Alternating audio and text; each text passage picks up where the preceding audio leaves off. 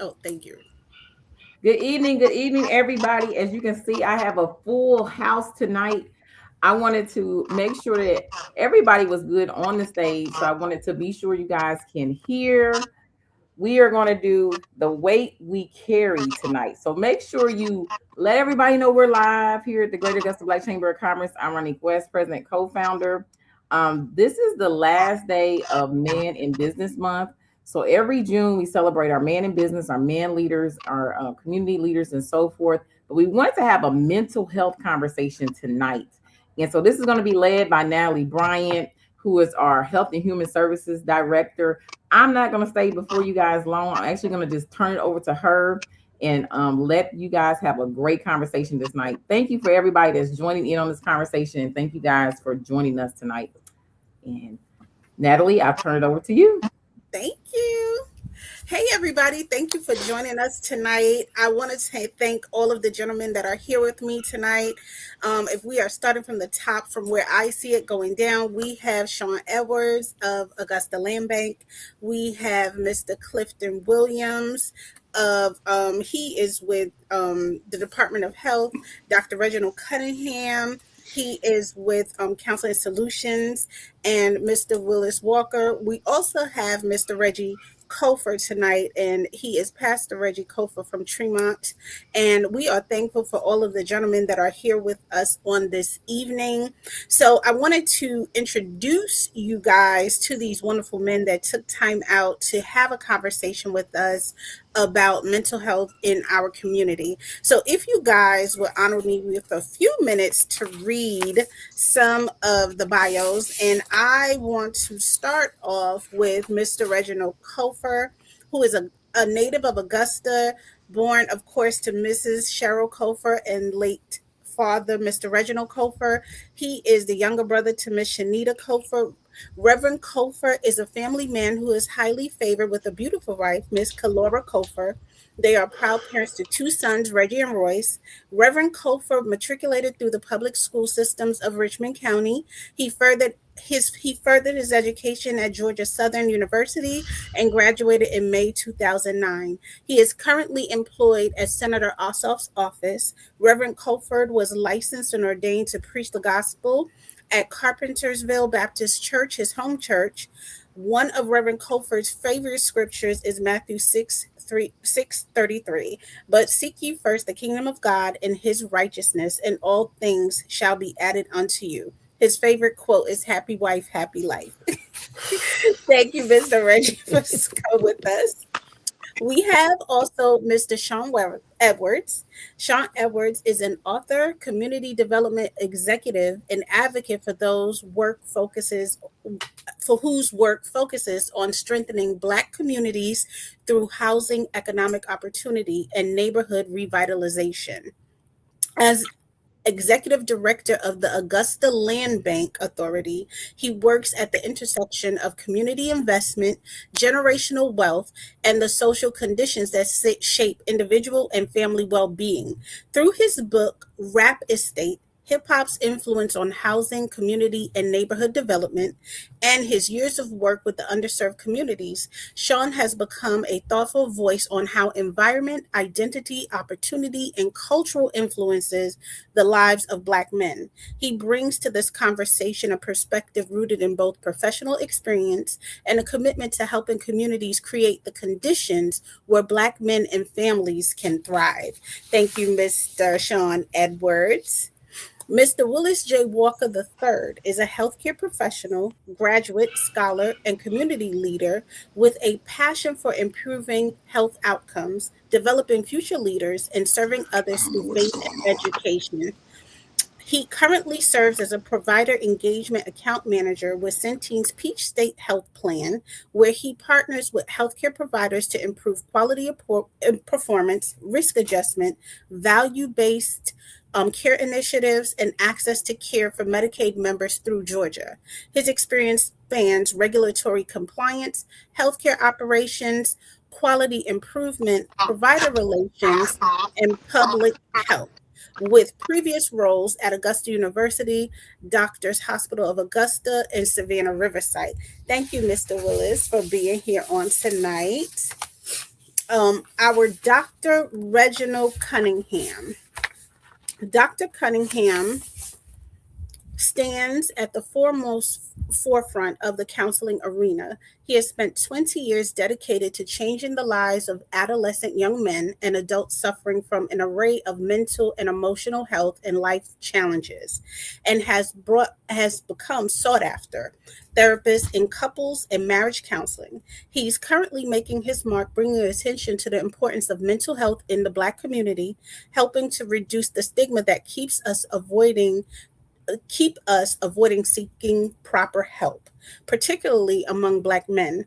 Reginald holds a doctorate in education, is a licensed professional counselor in both DC and Maryland, and provides counseling and therapeutic services to African Americans. He's also licensed in Georgia, y'all. Reginald specializes in adult depression and anxiety, male issues, and couples and relationships. Additionally, he has a strong passion for adolescent males, assisting them to maneuver through this thing called life. And last but not least is Mr. Clifton Williams. Clifton Williams is an LAPC and is the quality improvement analyst for the Certified Community Behavioral Health Center and the state of Georgia's Department of Behavioral Health. He has worked in various mental health settings, including hospitals, clinics, and in nonprofit organizations. He is a mental health therapist in Georgia, and he had his major focus in his work has been on supporting veterans with PTSD, youth, and families with ADHD, depression, anxiety, abuse, trauma, and other disorders. So we have an array of men here on today. So thank you so much for joining us tonight. If you guys do not know who I am Natalie Bryan. I am the Health and Human Services Director for the Greater Augusta Black Chamber of Commerce, but I am also a licensed clinician in my community and have been in the field for over 20 years. So I wanted to start off my questioning with, I'll say, Mr. Sean Edwards. What messages did you receive growing up about being a man and expressing your emotions? And how has those messages shaped you today?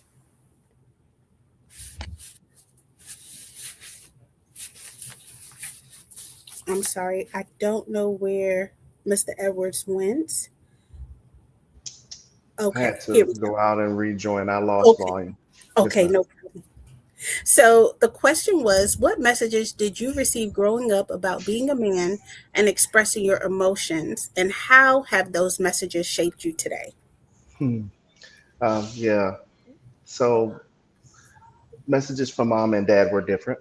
Um, Mhm, Mom was understanding. I'm the baby boy, her youngest child. So of mhm, course, nurturer, all the things that Black mothers are. mhm, But my dad had an interesting saying for all three of his sons. It was, men don't get a why. We get mm, what and when. This is what is expected. This is when it's supposed to be delivered.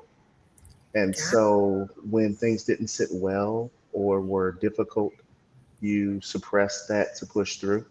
That actually mhm, became one of my mantras later in life. You just push through, you make it got happen, whatever it is. And culturally, that makes sense for us, but it can at times become heavy. mm, And so navigating those two different perspectives mhm, of giving yourself opportunity to be able to breathe while mhm, simultaneously understanding there is still work to be done, it has its own juxtaposition that can lead to some internal conflicts at times. But I now, right, wrong, or indifferent, give my son that same mantra. And not from the standpoint of you don't get to feel and be human, but at the end of the moment, you do still have responsibilities, people relying upon you, a community to represent. So express it and then push through it. got it, got it. Absolutely. Would anybody else like to jump in on that question about messages that you received growing up?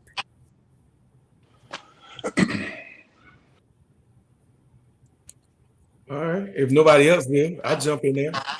Um, you know, in my circle growing up, I don't know where the feedback coming from, but Mhm. did y'all hear the feedback? I want to make sure we good. Yes. We can hear it. Maybe everybody mute up other than Yeah, you. everyone Yeah. mute and then we should be able to hear it. All right. Mhm. Sounds good. Well, we were taught that men were to provide. You know, Mhm. don't cry, be strong, Mhm. figure it out yourself. You know, protect everyone else. But you know, our job was to be that provider. You know, while you know those lessons aren't completely wrong, many of us were never taught emotional intelligence. You Mhm. know, how to manage it, how to move forward when we're faced with challenges. Mhm. But we've learned how to survive, no matter Yeah. what. So a good quote that I kind of keep for myself is, you know, being emotionally healthy doesn't make you less of a man. What Mhm. it does, it makes you a safer man. And that's what I Mm. kind of lean on. Okay. Okay. Thank you. Reggie Kofer, as a leader, husband, father, pastor, what pressures do you believe men carry that often go unseen? Wow, that's a great question. And it's so I'm trying to find. I struggle to find the best way to approach an answer to that. Mhm. It's a lot. It's a lot of struggles that men carry, a lot of pressures that men carry, um, Mhm. that go unseen. I think we try our best as men to Mhm. keep our pressures from being seen. We spend so much. We put forth so much effort to make it seem as if we're not struggling. So I'll just pick one. There are a number of them. Mhm. I think one, it's seen but also unseen. The pressure to show up, just the pressure just to keep showing up every day, showing up in the workplace, showing up for your family, showing up for friends, showing up for those who depend on you. And I know the men here can back me up. There are so many people that depend on you in so many different spaces. Um, but a lot of times we try to carry that in such a way that we don't we want to we embrace that need that we have, but at the same time Mhm. that need can be a drain, that need can be exasperating, that need can be exhausting. um, Mhm. and oftentimes us men, we carry that that dependency that others have on us, carry that and try to we do our best to put a good foot forward, and embrace that need, but that dependency can be a drain, and we don't often like to verbalize that we're just exasperated uh, from the need that exists. So, representing the faith community tonight and representing Tree Mount Temple, I thank God so much for that. Um, Mhm. just men, you know, we struggle uh, with showing uh, pressure of dependency can really Mhm. down. So I know I took a long that, but I think I can narrow it down on Brother Sean. I think I'll narrow it down on the pressures of dependence. Yeah. Okay. You know, We it, give the it seemed pastor like some grace. yes, it seemed like men carry the weight of the world on their shoulders. Mr. Willis, as a community leader, talk to me about some pressures that men have probably come to you and talked to you about being in our community. He may have had to go out and come back in, so that is okay. Dr. Reginald, since you are here, um, as a clinician in our community that focus in or has a focus on men in our community, talk to me about what pressures do you believe men often carry that go unseen? Well, that is such a big question, Mhm. that has so many different layers, because Mhm. we as Black men historically, we want to show up as leaders, we want to show up as whole people, but there are so many pressures, as the pastor was just describing, that we are just not aware of and how it's affecting us. Mhm. And I think that a lot of times we get misrepresented because at a certain time in my life, I may withdraw. And instead of saying I'm overwhelmed, I might say I'm just tired. But that's not really explaining what I'm going through. Mhm. And so many other things. I mean, things like being, feeling irritable, depression. Depression shows up so much differently for us than it does people who do not look like us. That's You true. know, you might notice, people snapping over small issues or constant criticism. Mhm. Anger often becomes a socially acceptable mask for hurt, but we don't recognize it. We don't recognize that as something that is holding us back from Mhm. showing up in our true selves. Yeah, absolutely. Does anyone else want to contribute to that?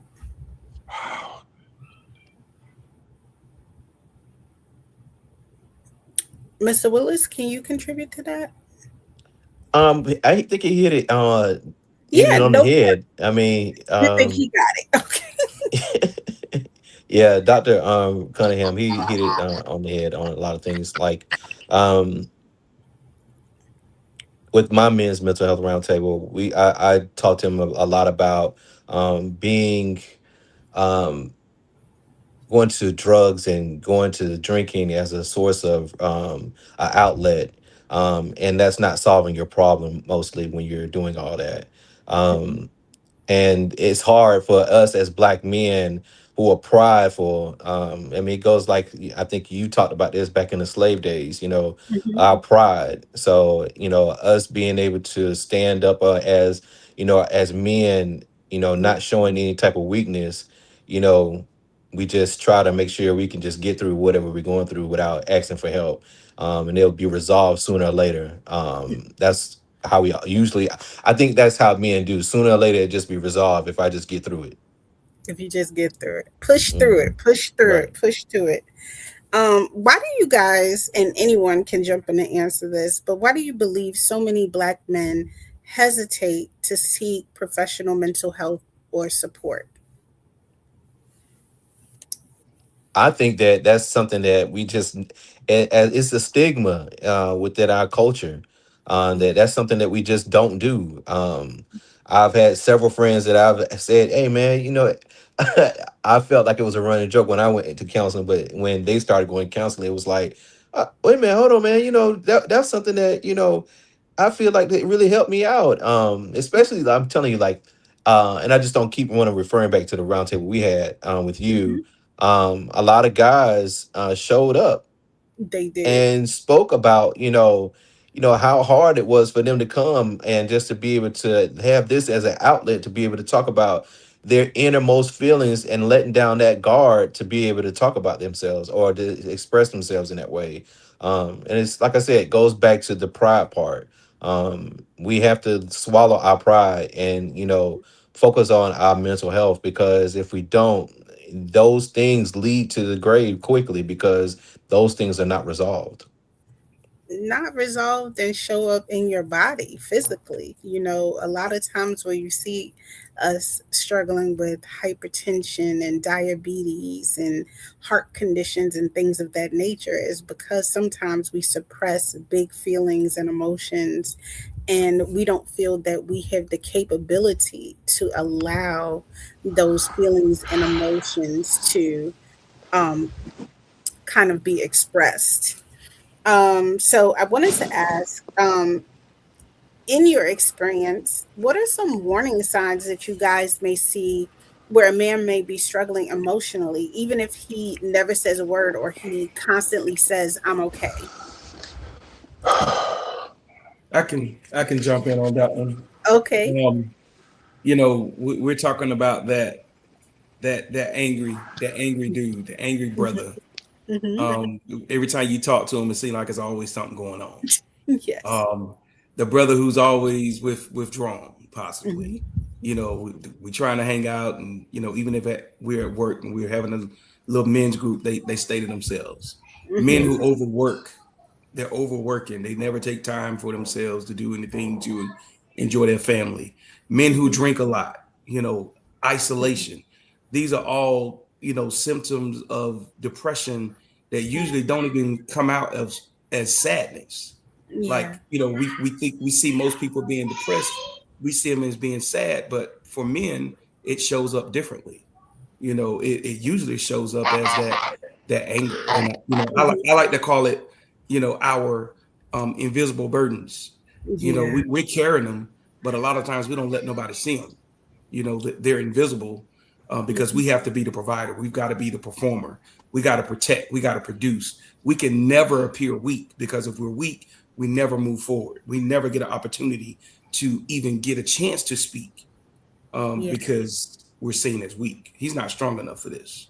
It's funny that you said that, Clifton, because I saw a TikTok today about that. Exactly what you just said, and I'm like, "Good God, is TikTok getting my business today?" Because like exactly the word and you just said, it was on. This guy was on there talking about how men overwork and do all these type of things to drown out the depression or what have you. But yeah, man, that is true, and you, like I said, it's a lot of measures that I think like this year, or not this year, this coming like what 2000, we Mhm. have where this has become a major factor within Black men. Yeah. Never before have you heard us talk about mental health. Just like you never heard about kids with ADHD when we were growing up. Yeah. So I know I'm bouncing all over the place, but anyway, No, um, it was good. those these this time around, and I think and it's I don't think it's like trying to make take away our manhood. It's to strengthen our manhood, especially with communicating with our wives, our spouses, with folk just day to day. Because you can come up. I know it was a guy I used to work with. I just want to punch him in his throat. He had depression. I know he had depression. And it was this, he was in the military. He went through so much as a child, and then went to the military. And then, he went into the world, and it was just, he was just explosive on everybody he was with. And it was just like, man, you need a hug. And come to find out, when he was got much older, he talked to me and told me, he was like, man, it was just so much I went through in life. I never had anybody to talk to about my issues. I never had a chance to be able to express how I really felt, or the things I went through in life. And those are the things, like, even my parents' age, they don't talk about. It's like it's swept under the rug, kept in the as a skeletons in the closet, and they just keep moving and just keep swallowing it, and keep going, and that's not healthy. It is not. So sorry to interrupt you, Clifton. No, it's fine. It's fine. So, I wanted to talk to you about, um, has anyone personally experienced anxiety, depression, burnout, or grief? And if so, what helped you navigate that? Every day of my life. Drugs, Not drugs. weed. Every every day of my life, I'm anxious. No, Every day of my seriously. life, I'm Like, going through okay, something. so I'm sorry. I'm the talkative person. I have the gift of gab. So, um, and I've talked to Clifton about this before. A lot of issues I grew up with. It was not like I was beaten or anything like that, but just a social thing. I grew up, I was traumatized. I have third-degree burns. Mm, Making friends was really hard for me. I mhm, was Colonel Burnt Toast, all these other kind of names, mhm. and so forth. And just having the small circle of friends I had, it was just like, other things that were going on. But I would turn to weed as a form of dealing with anxiety, Yeah, and then dealing with the depression as well. But come to find out, dealing with smoking more weed led more to the depression. it does. So I had to get off of it. It was like, couldn't it helped, it supplemented for the moment. It just like alcohol for certain people. It supplemented that situation, made me numb to what was going on. But, you know, I still had to face that issue after the high came down. Yeah. I'm Dr. sorry. Reginald, you said every day of your life. Talk to Every us day is about something going on that triggers, my mental health. But reality is, I'm human, and the fact is is that we have been conditioned to just roam this world of ours Mm-hmm. without defining who we actually are, without defining or knowing how to identify or define our worth. And with myself as well as with many men that I have had sit across from me, one of the biggest things that stifles us is Mm-hmm. really not identifying, I'm enough. Mm-hmm. Even with my flaws, I'm still enough. Even with all the stuff, financial, marital things, I'm still enough. Mm-hmm. And until I can actually identify that, talk about that, I can't get better with the things that I'm struggling with. Got you. Got you. You're right about that. You're right about that. All right. So Reggie Coffer, I know we're rolling out and in and out and in, but how has your faith, spirituality, or relationship with God influenced the way you navigate life challenges? And I mean, I'm gonna pass that to anyone, but I'm gonna start off with Reggie Coffer first. Sure, sure. That's a great question. It's everything. Mm-hmm. Faith has been everything. It's been a cornerstone. It's been a pillar. It's been a leaning post, like the old church would say. Um, and Paul talked about that in Second Corinthians when he was saying that the Lord told him that my grace is sufficient. Mm-hmm. And having God's grace, Mm. when he Mm-hmm. thank you, Jesus. We Whew. could worship right there. Right When there. Paul talks about that, that's it. When Paul talks about it in Second Corinthians chapter 12, we're talking about God's grace being all you need, God's grace being enough. Mm-hmm. His grace being able to get you through anything, his grace being able to help you navigate through anything. So Mm-hmm. when I think about the sufficiency that we have in God's grace, that's what allows me to continue to navigate. And that's like I said, that hinges on everything. That's what's carried me. That's what's supplied and provided for me. So just when I think about God's grace and the sufficiency and just having everything I need in that, that's what's been that's what keeps me. Because That's again, and Dr. Reg, last thing Dr. Reg was talking about, being able to say I'm enough. That's when I realize who I'm depending on. mm-hmm. I I'm I've I realize I can embrace my deficiencies because I'm Mm-hmm. sufficient because of God's grace. So that Mhm. helps me. I like that. All right, come on now. Yeah. All right, who else would like to answer that question? Does I, anybody I, else want to answer that question? I could jump in. I could jump in. Come on. You know, faith has always been, one of my strengths. I couldn't run from it if I wanted to. Mhm. It's something I've been taught since I was, a little baby. Is to Mhm. have faith. But prayer gives us hope. Mhm. Community gives us support. But I also believe God has given us counselors, physicians, and mental health professionals for a reason. Absolutely. We are supposed to be working together to make sure that our communities continue to thrive. But a lot of times, I found myself, a lot of churches will not allow certain platforms to be presented in their churches, Yeah. because they don't want you know their um, their people to go to therapists, to give their money to the counselors and all kinds of stuff. But one thing I have learned is that prayer and therapy are not competitors, Yeah. but they can be partners, Mhm. if the community That's good. would work together. So to break that myth, it takes a panel like this. It takes people getting out, talking, and breaking the ice and breaking these myths about mental health, because it's relevant, and not just now this time. You see mental health throughout the Bible, and Mhm. how there were counselors that walked with Jesus. So hey, I like it. Mr. Edwards, you wanted some input? Sure. So, I mean, often faith is associated with church or religion, Mhm. and really its relationship with higher being, whatever Mhm. name you call God by, Mhm. whatever entity you reference God as, right? It is a belief that you have relationship with that entity and purpose for being here.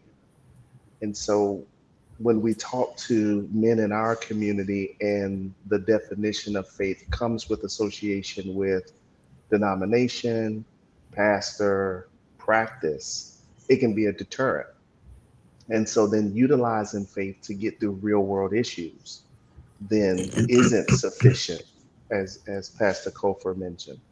I think that you have to be in a space, though, where you have something greater than yourself that you rely upon, because everything that we face is not in the physical, right? Some things are systemic, some things are systematic, some things are spiritual. And so, if every problem is going to be one that you handle with a hammer, you're going to run into a wall when you hit a screw. Mm.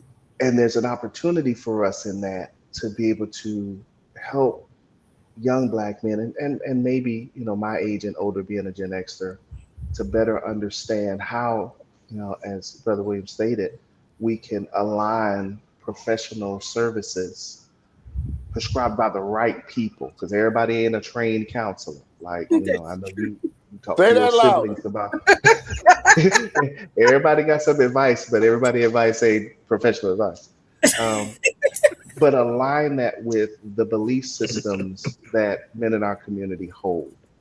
Mhm. I think that's a conversation that's yet to be had, and that does require our faith-based leaders to get in line with that, to say that Mhm. there is this thing that we have to address, as the protectors and providers in our community, that is different than those, who bring us our peace, Mhm. and that it requires that we have professional assistance to navigate it.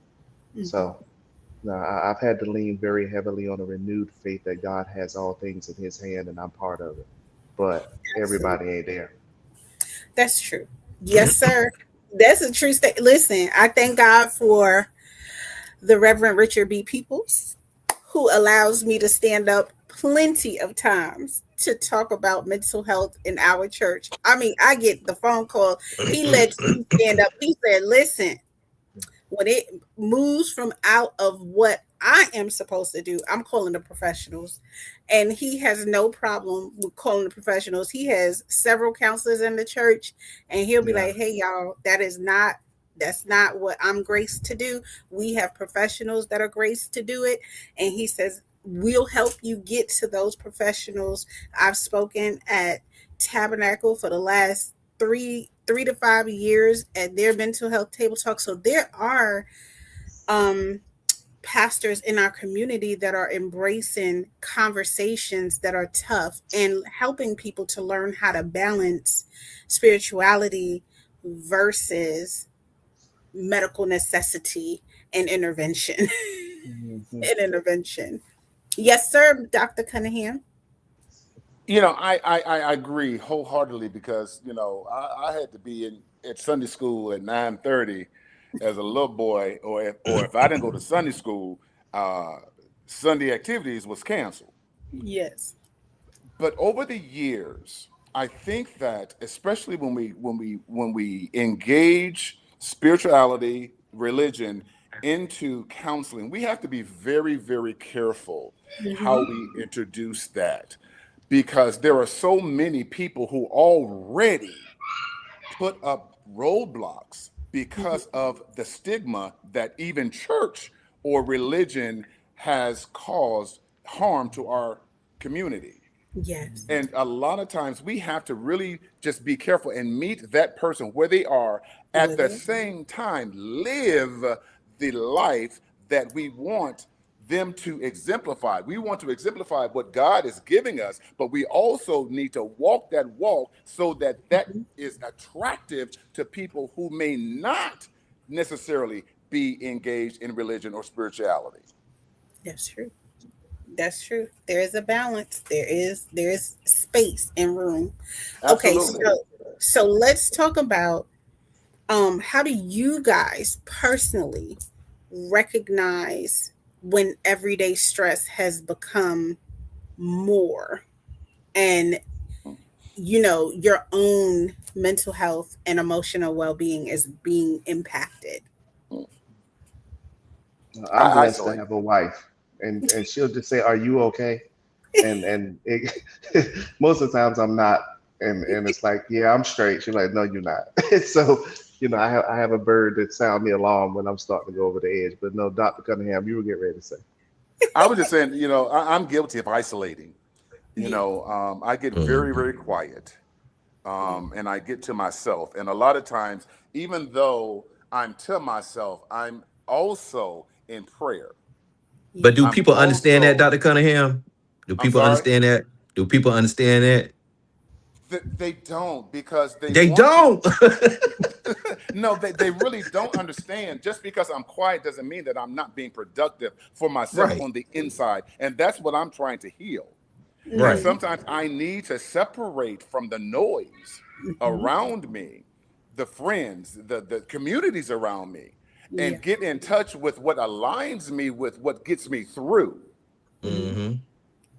But see, when you say that, and I'm just gonna talk, it's usually people don't understand. It's like, okay, so when you say, "Hey, I'm trying to have me a me time," Mhm. sometimes people take that as, "Oh, he don't want to talk to me," or "He don't want to be bothered with me," or Mhm. "He's something wrong with him." Yeah, something wrong with me. I'm trying to isolate myself because I'm trying not to, go off on you too.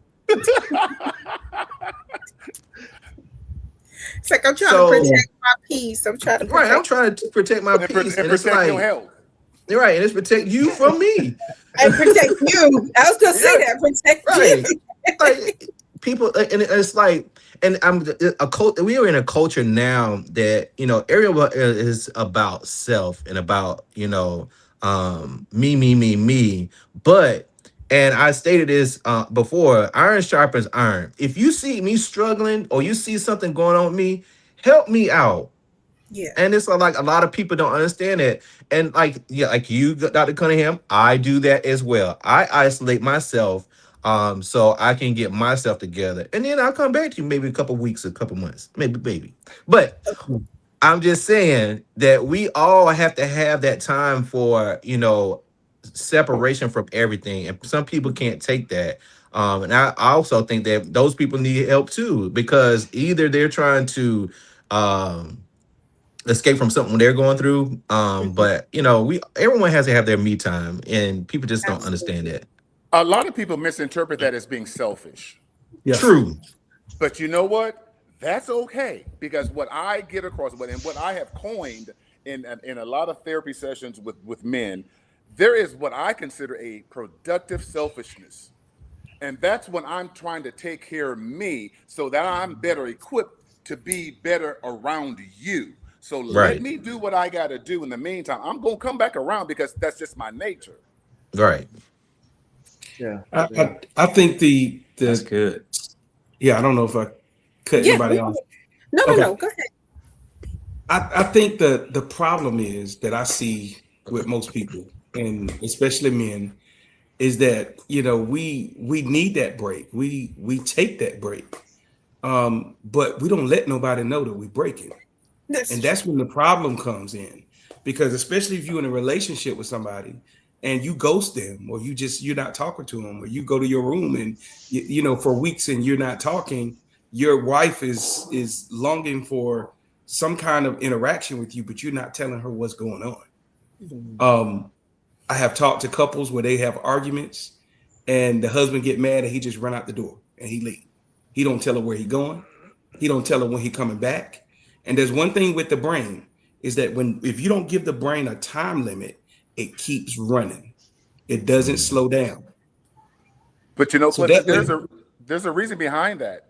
Hmm. Most black men haven't had a safe space to actually I agree. be able to I agree. express I what I agree. might be needing to isolate from.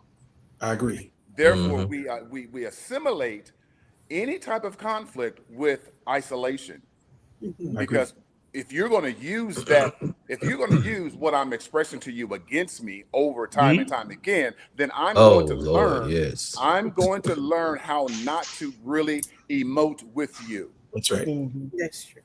I've That's had a Absolutely. conversation about that before recently, and like even other guys have talked about this. Using what I'm going through as ammunition in an argument, and that Natalie, you talked about it too.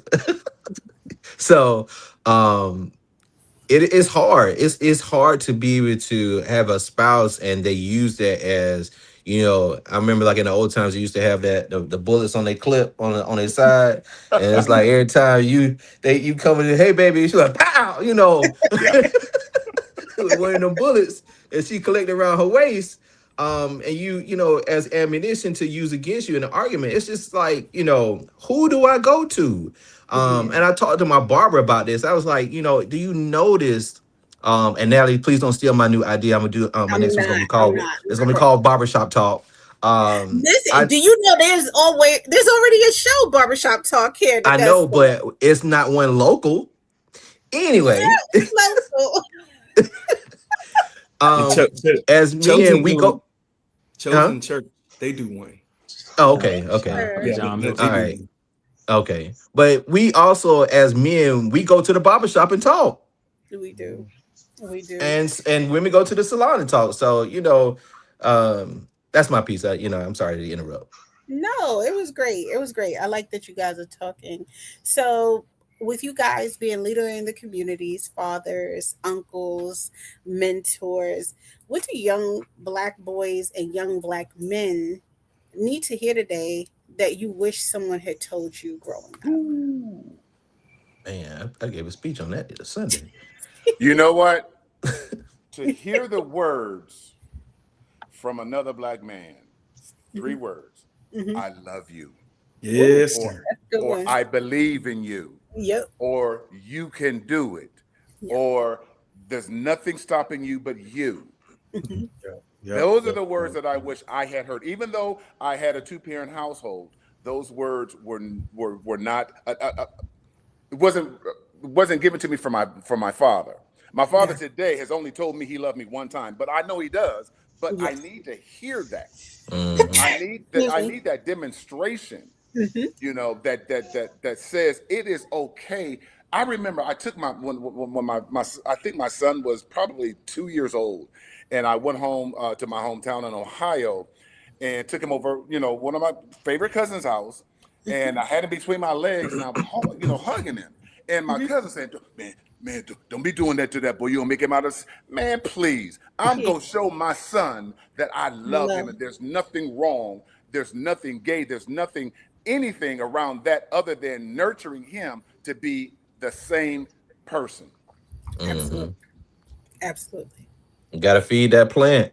Absolutely. That's right. Because if not, it'll die. It It will sure It'll will. die or it'll It go would die astray. early.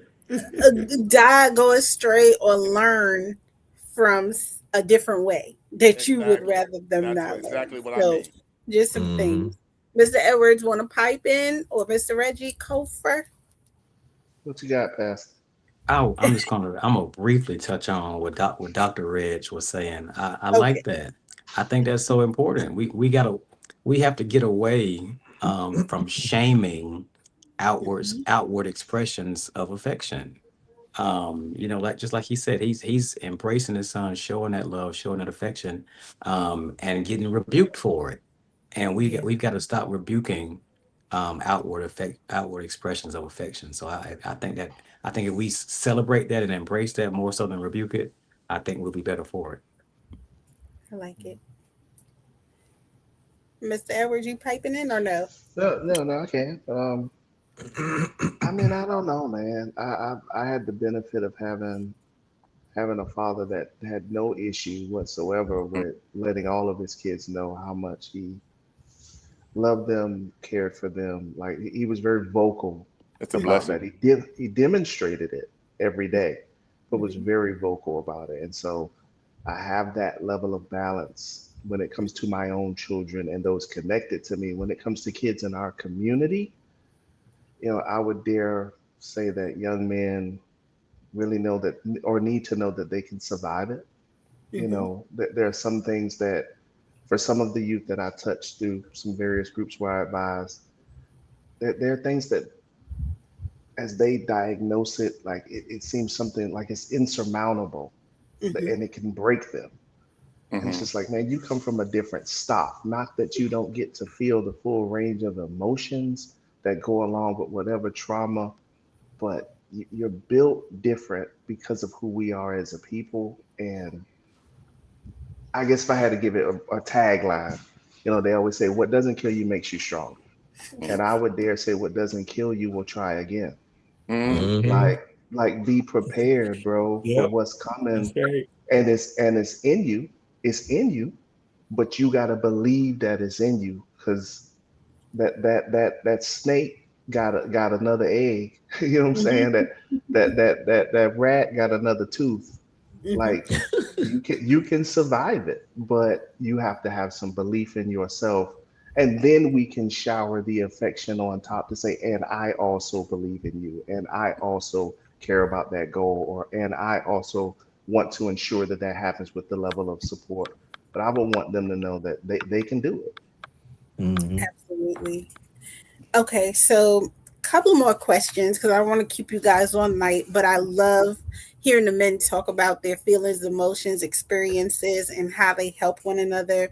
But what gives you hope when you think about the future of men's mental health? And I would like for everyone to say something about that. I can start off. Okay. More conversations. Okay. We got to keep talking. Yeah. You know, young people need to know that it's okay to be vulnerable with the right people. They need to know that it's okay to to love, to show Mm-hmm. people that it's okay to be loved. Yeah. Many times we are told to hold those things in and not let them out. But you know, we've got to keep talking about the fact that asking for help is strength. It's not a weakness. That healing isn't a weakness. Isn't a weakness. That Yeah. because you made mistakes, that doesn't define you. It doesn't end your chapter. You know, I have heard of several leaders who, you know, have felonies and killed people and came out, and then they start delivering other people from the same streets that they used to throw drugs from. Yep. So we need to help people understand that your future isn't determined by your past. And a lot of times people are shunned, they're pushed aside because of what they did in the past. Um, every last one of us, we know, every last one of us on this call, we know that we are enough. Yep. We know that if nobody else loves us, we still gonna be all right. We're gonna be all I right. don't need the affection from somebody else because I'm strong enough to walk this thing by myself if I got to. Yeah. So If you yeah, have to, but isn't it if I great have that to, you don't? we don't have to. So if you have to, you Hey, got it. but if I got to, I'll survive by myself. I'll survive. Come on, Doc. Give us the next. You know, I think that, I've been doing this for 20 something years, and the landscape of my journey in this field of mental health has definitely elevated in our community. And that's mainly because I have worked to ensure that I gradually represent a place for people of color to come to. My practice in DC, Maryland, and even though I'm growing in Georgia, is the same way. We have to actually, when we are engaging in conversations with Black men, we've got to also get them comfortable in letting them know it's okay to tell your story. And it's okay to tell how you, if you will, Pastor, been delivered through therapy, if you will. And that it is perfectly okay, because we entertain by nature, we entertain so many stories in the back of our heads that constantly tell us opposite of what we should be listening to or what we should be believing in. And my hope is that more and more people like on this panel Mm-hmm.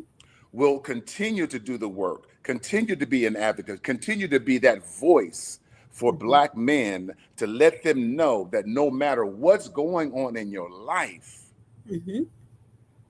it's okay. It's Now okay. let's work on solving some of the problems that you have because they're not insurmountable. It just takes a plan. I love that. All right, Mr. Reggie Cofer, come on and hit us with it. I lost sound.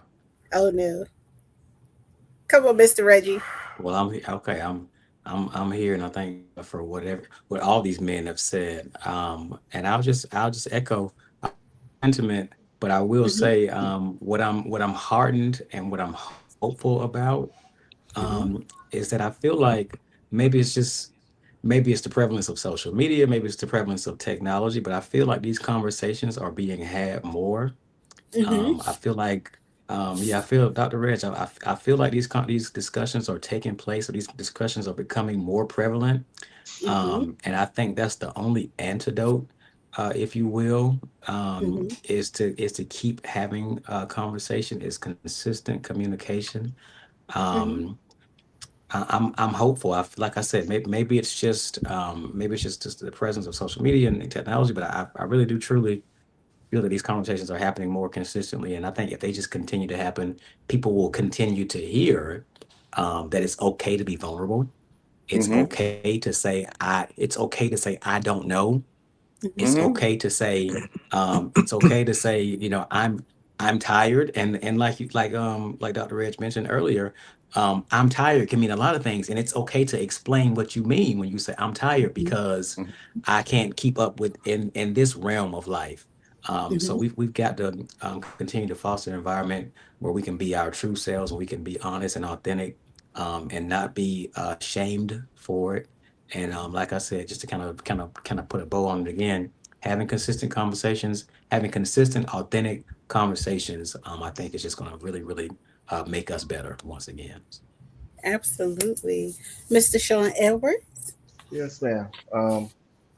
Now I'm hopeful for us as a community, not just because the social media is creating new environments, but it's created new conversations, right? We went Mm-hmm. through the whole red pill manosphere phase. Hopefully that's dying out.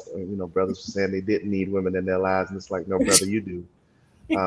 But we're also seeing a retirement of grandpa. This whole Mm-hmm. mantra, be like your grandfather, the provider who had no voice. He brought home a paycheck, but he did not manage his household. He engaged with his wife financially, but did not have at least a conversing relationship. Like it was a mule of a man.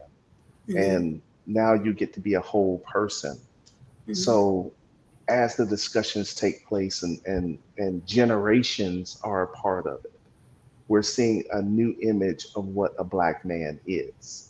We are still those that protect our community, take care of our families, pour back into our young people. We're all of those things, but then we get to be that additional piece of being a whole human being. And that's kind of new Mm-hmm. because now you're seeing the two sides of the response to it. As it was commented before about taking space and that somehow being a little bit selfish, it made me think about Dr. John Henry Clark talking Mm-hmm. to Black people about the essential selfishness of survival. Mm-hmm. In that context, there was a socioeconomic condition that he was Mm-hmm. speaking to of turning inward as a people. But that's also something we need to practice individually, right? We're talking about taking the me time and the announcement.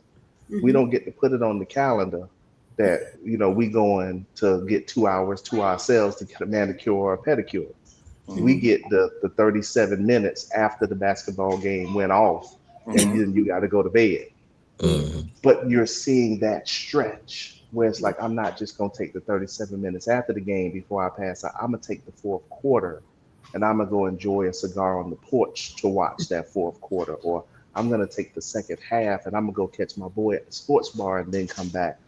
We're getting to a point now where it's understood that if I don't allow the decompression on this pressure cooker, then the things that directly affect me as spouse, as child, and in some instances as parent, because Gen Xers, we're that fulcrum generation.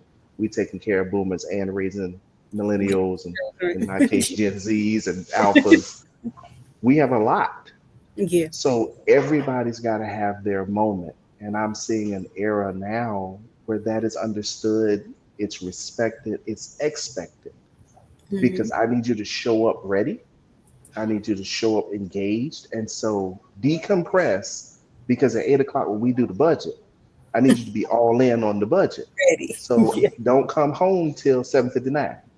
I'm excited to see that taking place in discussions. It feels very new for me, and it's working. I like that. Okay, Mr. Willis, the hope. What do you see about the hope for future men and mental health?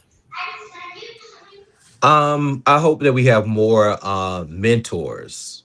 We have a lack of mentors within the Black community. And I'm not gonna say that it's a lack. Um, we just need more mentors within the Black community.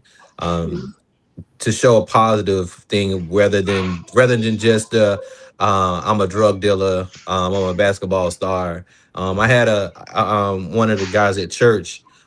He asked one of the kids. He was like, "Well, what do you want to be when you grow up?" And he was like, "I want to be a basketball player." He was like, "Son, that ain't gonna happen. So what's another thing you gonna think?" He was like, "Well, I did want to be a lawyer."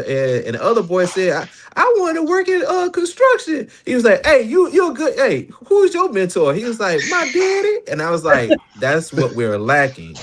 We're lacking the men in the household showing the positive outcome of what a real man can be. So I just think that I hope that we can just with all this mental health that we have going on, I hope that we get back to the basis of having a strong Black family. I like that. Okay, so if every man in Georgia could hear one message from each one of you, what would that message be?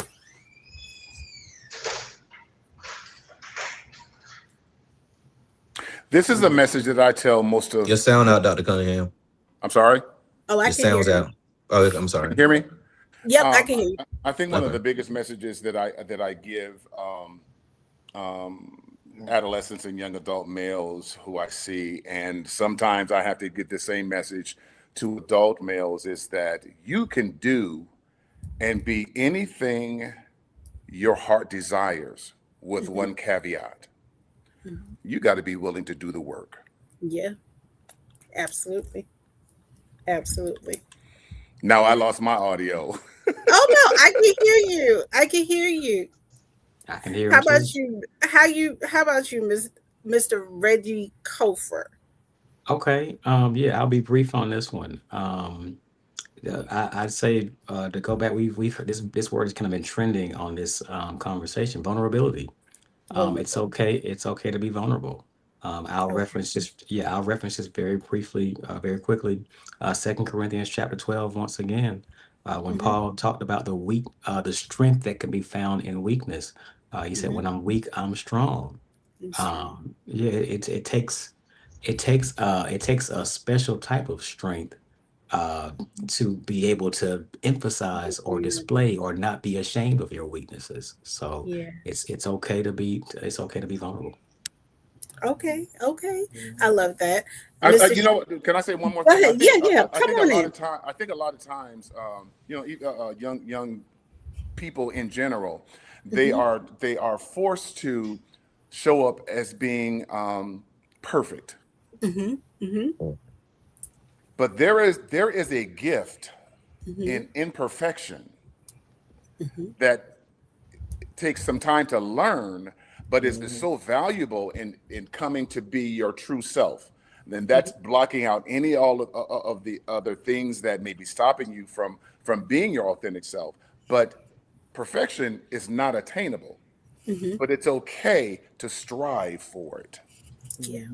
Absolutely. Yeah, Mr. perfect Shaw. is actually. And I'm sorry, Yeah, you're getting go ready ahead. to ask. No. I was telling you, No, come on in. yeah, no, I wanted to. Perfect is generic. Yeah. You know what I'm saying? It's hard to replicate, but once you have a perfect diamond, for example, it loses something. Imperfection gives you uniqueness. So yeah, I think that would be something to definitely input into men, period, to piggyback. But if there was something more that I was gonna try to give men, period, man, it would just be like, Shawty, just relax. You know what I'm saying? Like, just take a breath. Amen. Like it's a heavy load. We get it, but like most of the things we carry, and I take nothing away from the big ones: birth of children, entering into marriage, loss of loved ones. Those things are human reactions. Mm-hmm. But some of the stuff we carry is created. You know what I'm saying? It's the monster under the bed. Yeah. And it's just like, bro, if you just take a moment to look around the corner, you'll see that there is no boogeyman. Mhm. We are so prepared to respond to everything. Mm-hmm. And part of that is societal pressure, and some of that is Yes. self-induced. Mhm. So you can't shift the societal pressure by yourself. You know what I'm saying? The image of men is going to be the image of men for whatever era you live in history. Mm-hmm. But your response to that societal pressure is what you get to control. So if you just breathe, bruh, and relax for a minute, then you can define, as Dr. Cunningham say, in that unique way, how you'll handle the burden. We all got to lift this heavy bag, but shawty, you ain't got to lift the whole bag. If you get a strap, I can get a strap. Okay, you get a little tired, I can carry it for a second. All right, I got to dump it on you because you know my leg cramping up. Like we can do what's necessary Yeah. as a community to operate within the framework of something that's outside of our control. Mm-hmm. Absolutely. And then if you do your piece, you've done your piece. Mm-hmm. Yep. So I would just tell them, man, just breathe. You know what I'm saying? Just breathe. I like it. How about you, Mr. Willis? So I'm gonna ask you for the question again because my No, camera no thing went problem. out. I So was saying if every man in Georgia could hear one message from you, what would that message be? I think everyone has touched on those points. I mean, just when we coming back into the conversation, um, yeah, I just think everyone has touched on it. I mean,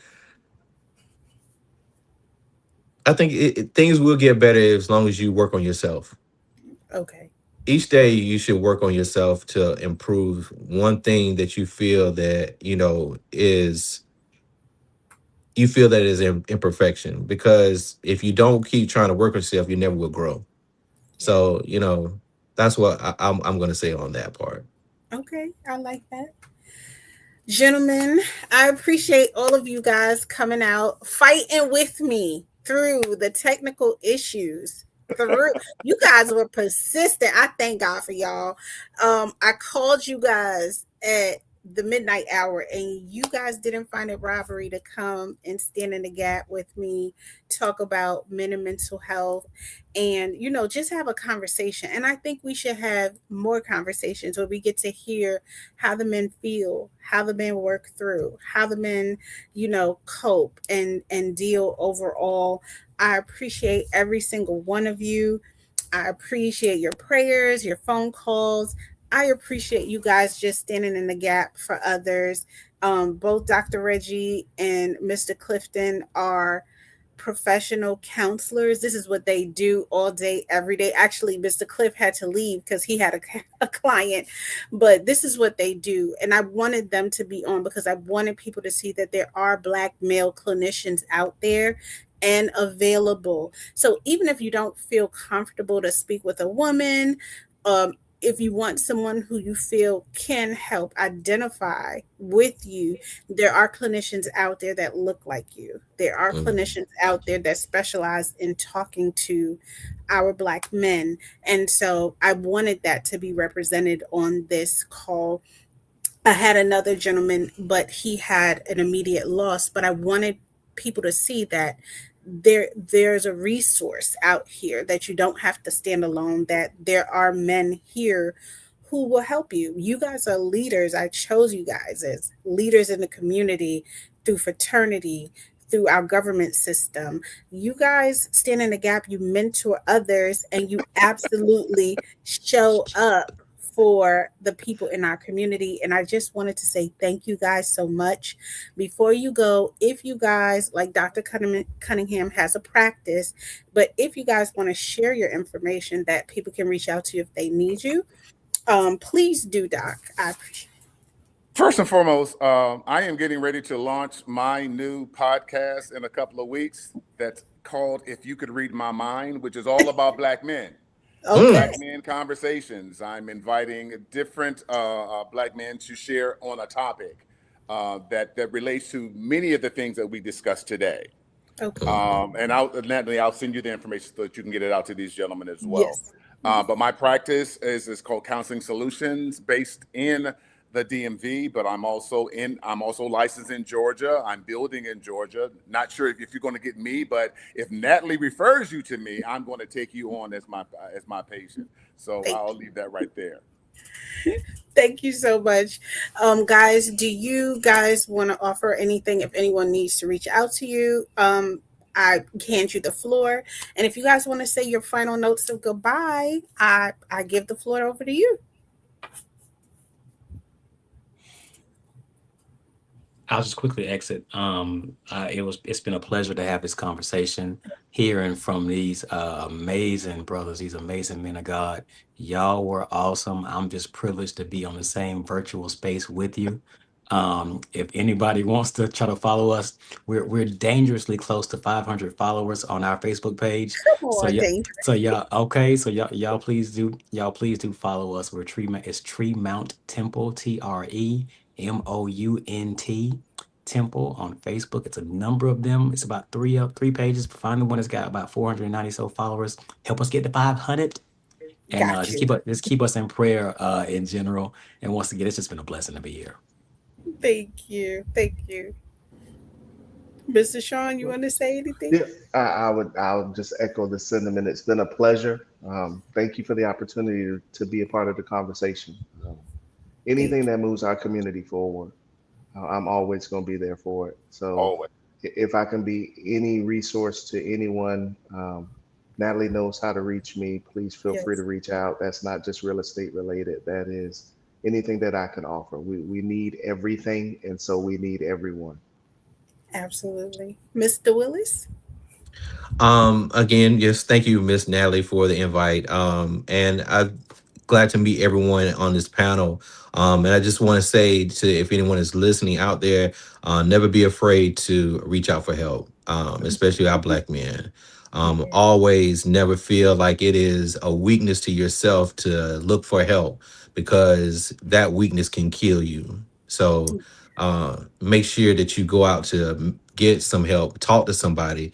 And it's, whatever the case may be, please try to get the help that you can get, because we are struggling as Black men to be able to express ourselves and show that we are human.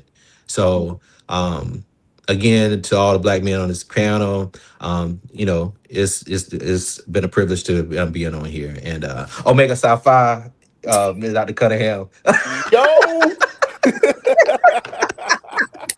Thank you so much, guys. All I right. appreciate it. You guys have a wonderful evening. Thank you All right. again. Have a good All night, right. everybody. Thank you for joining us. buddy. Bye. All right. Bye. Thank you.